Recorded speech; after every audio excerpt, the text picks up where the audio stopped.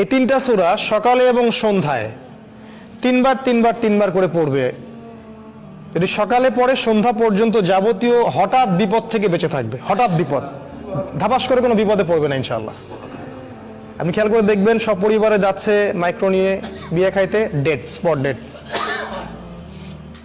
তাই না? হঠাৎ করে দেখবেন সকালে ঠিক মতো আসে, হঠাৎ স্ট্রোক নাই। হঠাৎ বিপদ ইনশাআল্লাহ সে পড়বে না।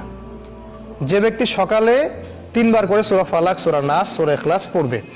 আর বিশ্বাস করেন, এই কাজগুলো আমাদের চাচাদের বয়সী যারা আছেন ওনাদেরকে শিখাতে হয় না, আমাদেরকেই শিখাতে হয়, তাদেরকে শিখাতে হয় না, তারা এগুলো আগেই থেকে জানেন।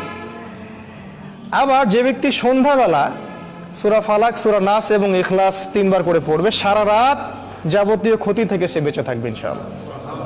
এই হলো একটা বড় ফজিলত। তাহলে আমরা ইনশাআল্লাহ আজকে থেকে, বরং এখন থেকেই